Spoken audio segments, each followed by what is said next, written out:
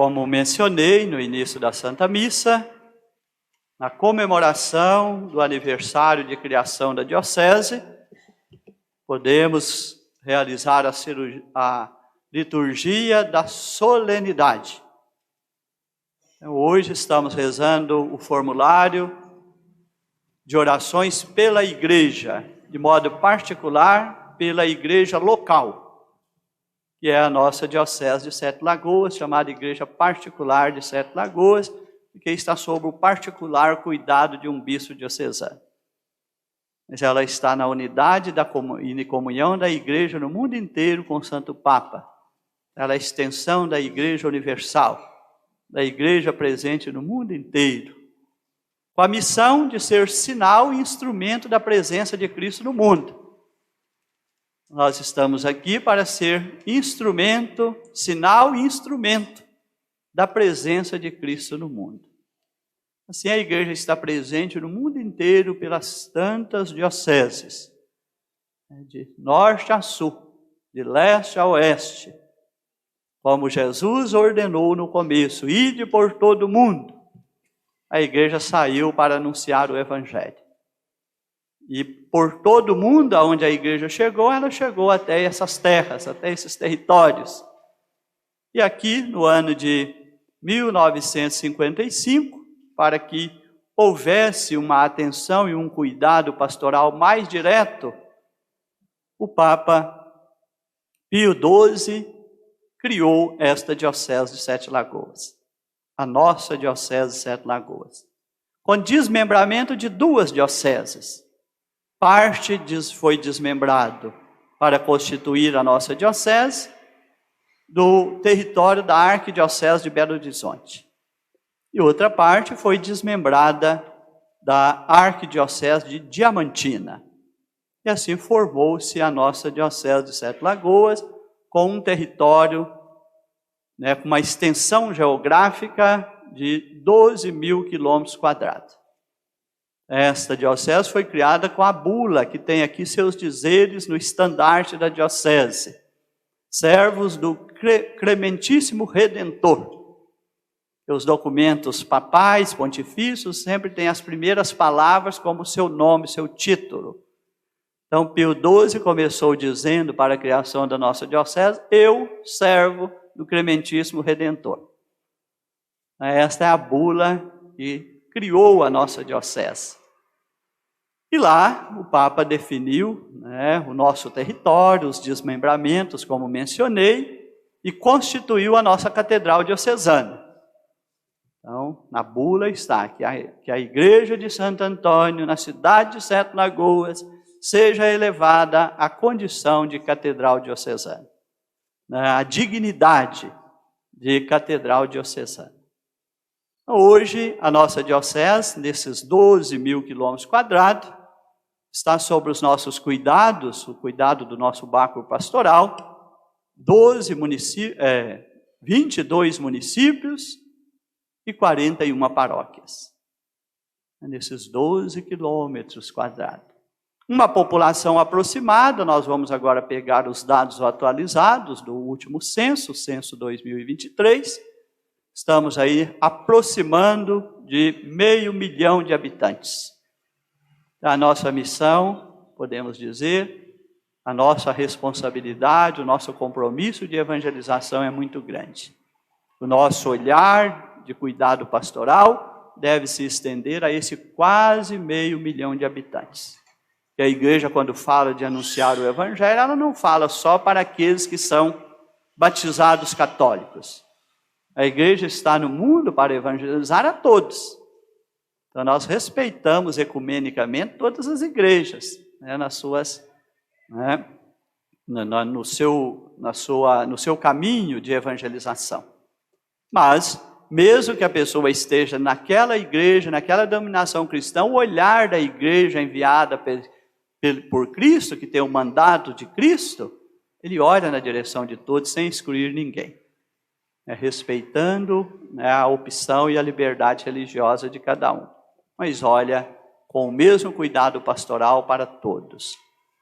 E nessa criação da diocese, começa-se ali o governo pastoral de um bispo, quando se cria uma diocese. Então hoje esse báculo pastoral que está na minha mão para o governo, para governar na caridade esta igreja diocesana, ele já passou por 5 mãos. Não esse fisicamente, mas o báculo pastoral que toda igreja diocesana tem, que é confiado a um bispo. 6 bispos diocesanos comigo, 5 antes e eu sou o 6º. Já ocupamos a nossa cátedra, a cadeira da qual aqui na igreja mãe da diocese, o bispo preside aí na caridade a igreja diocesana. Então, a cadeira, a cátedra, por isso fala catedral, é onde tem a cadeira do bispo. A partir daqui o bispo fala para toda a igreja diocesana, da sua cátedra. Ele vai exercer os munos.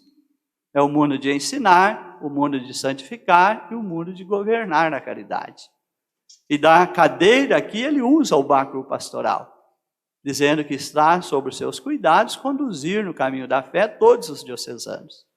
Isso é feito de maneira compartilhada, né, com o presbitério da diocese, sacerdotes, com o clero, se temos diáconos, com os leigos e leigas que assumem tantos ministérios. De modo que, em primeiro lugar, o báculo pastoral foi confiado a Dom José de Almeida, o nosso primeiro bispo. Eu acredito, não sei se alguém aqui chegou a conhecer Dom José de Almeida. Temos alguém aqui? Então, temos aqui diocesanos que puderam conhecer Dom José de Almeida, o primeiro bispo diocesano. Depois tivemos o segundo, Dom Daniel Baeta Neves. Temos pessoas aqui que conheceram Dom Daniel. Aí já temos mais pessoas que conheceram o segundo bispo da nossa diocese. Agora eu sei que vão levantar muitas mãos. Depois veio o terceiro bispo, Dom José Lima. Quem conheceu Dom José Lima? Tantos e tantos conheceram. Depois de Dom José Lima veio Dom Guilherme Porto. Quem conheceu Dom Guilherme Porto? Olha, está entre nós ainda, servindo na vida da nossa igreja diocesana, tem celebrado aqui com frequência. Dom Aloísio Vitral, quem conhece? Então, igualmente, esteve conosco muito recentemente no governo pastoral da nossa diocese. E eu estou nos últimos 3 anos. Então, cheguei aqui em agosto de 2020, debaixo de todas as dificuldades daquele momento relacionadas à pandemia. Estamos agora, né, no nosso compromisso de conduzir esta igreja diocesana, né, na caridade pastoral. Esse é o caminho, né, para que a igreja mantenha sua unidade, sua comunhão visível, tem a pessoa do bispo. Não para ele governar a diocese de forma autoritária e clericalista, mas é para ele preservar a unidade, a comunhão e promover os serviços e os ministérios na vida da igreja. Então, muito importante o presbitério da diocese, nós temos 55 sacerdotes encardinados, servindo nas 41 paróquias da diocese, nos 22 municípios e 41 paróquias. Em todas elas, quantas missas estão sendo realizadas nesse final de semana? Com a presença, né, ali dos nossos sacerdotes em cada uma das paróquias da diocese. Quanto trabalho pastoral de evangelização se desenvolve na vida da nossa igreja diocesana, ali sob orientação daquele sacerdote que está à frente da paróquia. Temos também religiosos e religiosas entre nós, integrando a comunhão da nossa igreja diocesana no serviço do Evangelho. Temos ministérios leigos diversos. Se fosse falar de catequistas, ministros da Eucaristia, quem auxilia na liturgia, quem compõe os conselhos, quem coordena pastorais e movimentos na vida da igreja diocesana. Então, são tantos e tantas os colaboradores e colaboradoras da evangelização na nossa diocese. São o que, a partir do evangelho de hoje, podemos dizer as mãos do semeador. O evangelho hoje, a palavra de Deus proclamada, fala de semear. Então Jesus enviou a igreja para que ela se estendesse, fosse por todo mundo, batizando em nome do Pai, do Filho e do Espírito Santo e ensinando a observar tudo que vos ordenei. Então não é só batizar e deixar a deriva. É batizar e ensinar o Evangelho. Precisamos preparar as pessoas para o bom acolhimento do Evangelho, para que o Evangelho produza os melhores frutos na sua vida. Hoje, nesta parábola do semeador, o semeador saiu a semear. Então, nossa igreja diocesana está aqui para semear, para levar o Evangelho a esse terreno. Quais os terrenos onde somos chamados a lançar a semente boa da palavra de Deus? Na semente da nossa vida pessoal, né, no terreno da nossa vida pessoal, no terreno dos ambientes das famílias, no terreno da vida dos nossos jovens, no terreno das nossas comunidades eclesiais. Como que está esta relação com a palavra de Deus? O Evangelho, ele colocou de ponta a ponta, ouviu. Quem compreende a palavra, quem ouviu e não compreendeu, é como chão batido. Logo a semente se perde. No primeiro momento, porque aquele terreno não estava preparado, a pessoa ouviu e não compreendeu. Então nós somos desafiados a ajudar as pessoas com uma catequese bíblica, tanto na hora da homilia quanto em outros momentos, promover uma catequese bíblica que ajude as pessoas a entender a palavra de Deus para que possam orientar suas vidas na palavra de Deus, dando frutos. Não podemos ter só ouvir, igual o Evangelho de hoje, ouviu com má vontade. Não podemos ouvir a palavra de Deus com má vontade.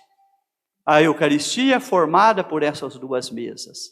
Da mesa da palavra, que Jesus se oferece como pão da palavra, e nós somos chamados aí a ser o bom terreno, buscando nos alimentar desse pão, para viver o ensinamento da palavra ouvida. Depois nós vamos para a mesa eucarística, da graça sacramental, do pão eucarístico, que vai nos fecundar. Como a primeira leitura falou, a chuva vem, fecunda, faz a semente germinar e crescer e dar frutos. Então a igreja põe essas duas mesas. Aqui eu escuto com interesse a palavra de Deus. Eu não posso escutar aqui a palavra com má vontade. Tem gente que vem à missa já querendo, como se diz, não sei se está entrando ou se está saindo. Tem gente que deveria entrar na igreja de fasto, mais saindo do que entrando. Porque às vezes não vem para a liturgia da palavra. Não vem de coração aberto para escutar a palavra. Tanto na hora que ela está sendo proclamada no ambão, quanto a hora que ela é refletida na forma de homilia. A pessoa quer que seja tudo rápido, em nome do Pai, do Filho e do Espírito Santo e bênção final. Não, a missa tem esse desenrolar bonito. E ela passa pelas duas mesas igualmente importante. Na Eucaristia, a comunhão eucarística é importante? Sim, a mesa do pão eucarístico, mas a mesa do pão da palavra, que é a primeira parte da missa, não é menos importante. Então devemos sair de casa já com boa vontade, de viver, de aproveitar bem a primeira parte da missa, a primeira parte da escuta da palavra, ritos iniciais, liturgia da palavra, ouvindo a palavra, abrindo o coração para acolher a palavra, nós professamos a fé e depois elevamos a Deus as nossas orações à luz da palavra escutada e queremos que ela frutifique no nosso coração. É a liturgia da palavra que compõe a primeira parte da missa, a metade da missa. Então nós somos chamados a chegar aqui com essa disposição interior, de escutar a palavra com interesse. Depois, então, quem ouve com má vontade diz, é como terra de beira de caminho. A semente cai e se perde imediatamente. A terra boa é a quarta. Esta semente cai, encontra boa acolhida, o terreno é receptivo, o terreno está preparado, e aí a semente vai produzir a base de 100, de 60 e de 30. Dizendo que ninguém precisa produzir à altura do outro. Cada um, conforme suas condições, o seu entendimento e seu esforço, é chamado a viver a palavra com maior compromisso. Então quem tem mais capacidade de entender e colocar em prática a palavra de Deus, é esperado mais. Então, 100, 60 e 30. Dizendo, não precisamos ser iguais no resultado de frutos que a palavra de Deus vai produzir. Cada um na sua condição pessoal, no seu esforço pessoal, é chamado a dar frutos. Não é comparar a sua vida com a do outro, se ele está vivendo mais ou menos a palavra de Deus. É você fazer o seu esforço próprio.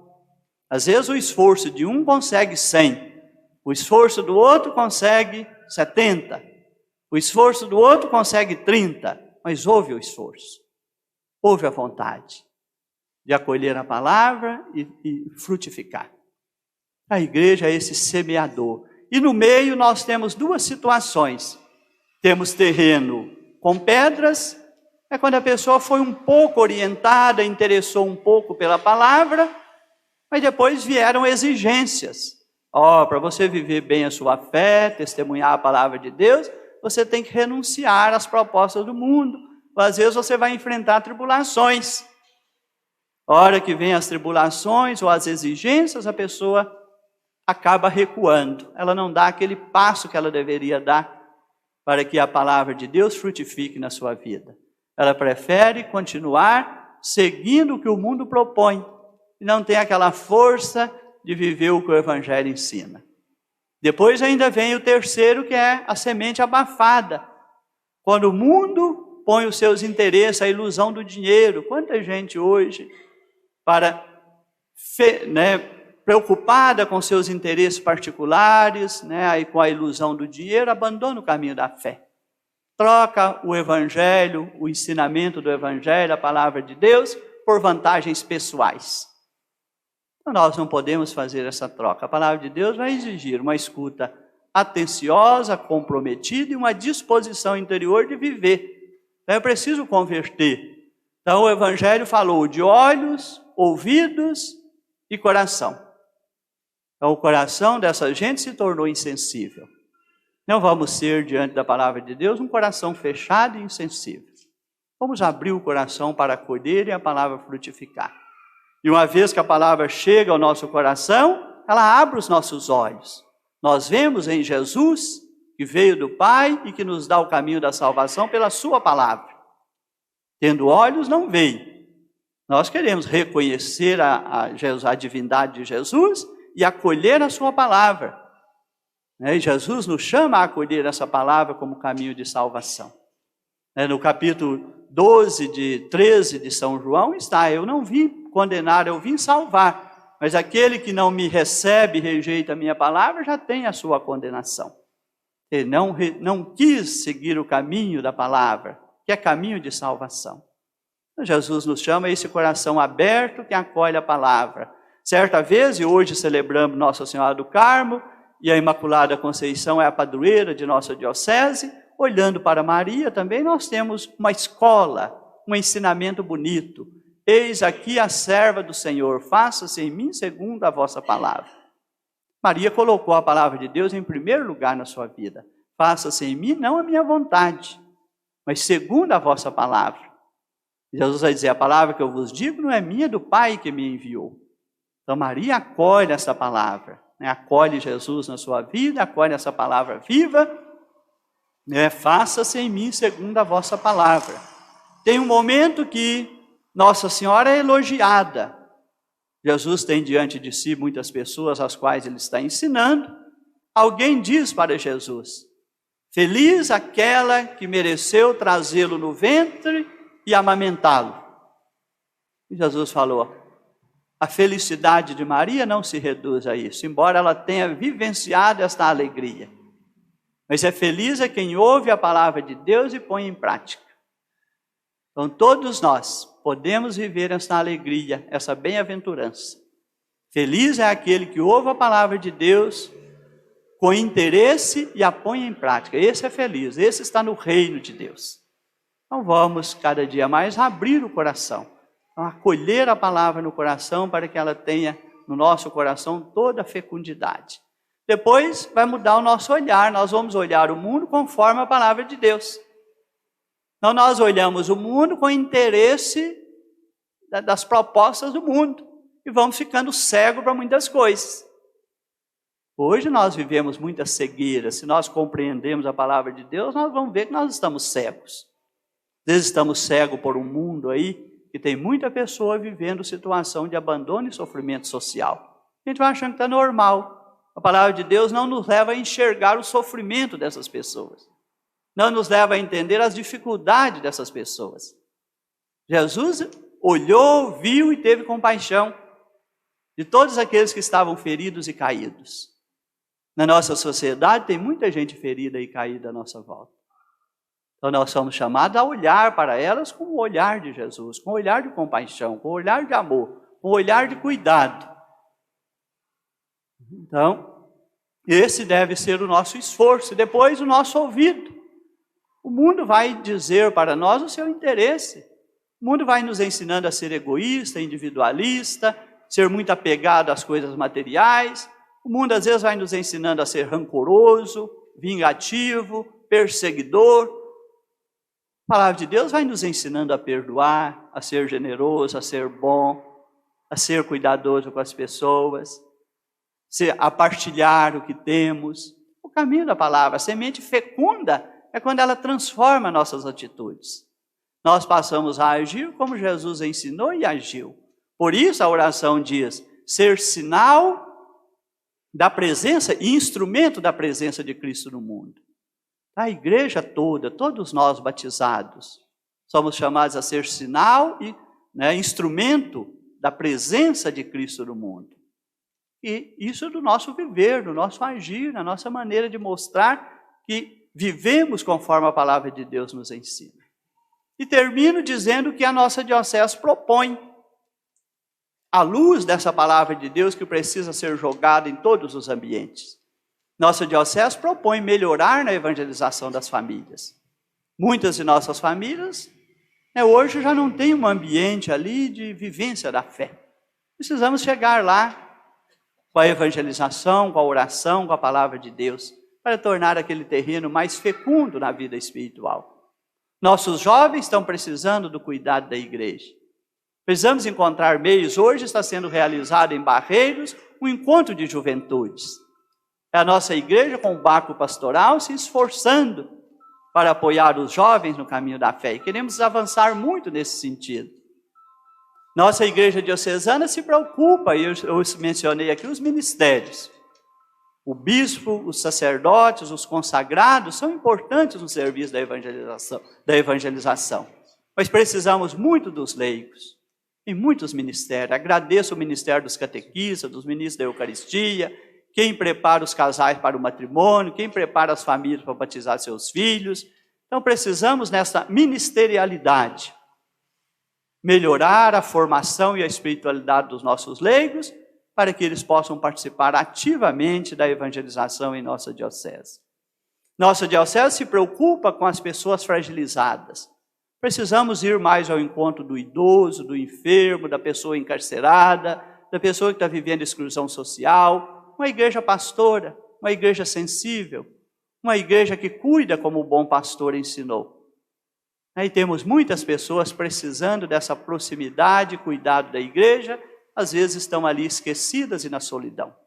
Nossa igreja precisa sair com o testemunho da caridade, indo até elas, para levar o conforto da fé, para levar a palavra de Deus, para levar a graça dos sacramentos. Esta é a missão nossa, sair, a igreja pastora cuidadosa. E por fim, nossa igreja diocesana tem a opção de trabalhar a corresponsabilidade. Todos somos responsáveis pela igreja, sua manutenção material financeira também. Então, a nossa igreja precisa se conscientizar mais do dízimo, para não termos que realizar festa de padroeiros, mais preocupados com a renda do que com a espiritualidade da festa. Para isso, nós temos que melhorar a corresponsabilidade e a consciência do dízimo. Se todos oferecerem seu dízimo de forma responsável, a igreja não precisa ficar com pires na mão, fazendo festa muito preocupadas com dinheiro e pouco ocupada com a espiritualidade. É isso que nós temos que trabalhar. O Baco Pastoral hoje está confiado a mim. Eu já coloquei isso para toda a nossa diocese. São desafios, mas é possível fazer esse caminho. Vem aqui a Imaculada Conceição, embora seja o dia de Nossa Senhora do Carmo, porque a padroeira não é Nossa Senhora do Carmo. A padroeira diocesana é a Imaculada Conceição. E o titular da diocese, que não é padroeiro da diocese, é titular da Igreja Catedral, é Santo Antônio. Então, aqui para a nossa Igreja Catedral, o titular é Santo Antônio. Para a nossa diocese toda, a padroeira é a Imaculada Conceição. E a diocese foi criada no dia de Nossa Senhora do Carmo. Mas os títulos de Maria se referem à mesma Santa Mãe de Deus, a Amantíssima Mãe. Que ela, sobre os títulos de Nossa Senhora da Conceição e de Nossa Senhora do Carmo, nos guarde com sua proteção e nos ajude a avançar no caminho da fé. Assim seja.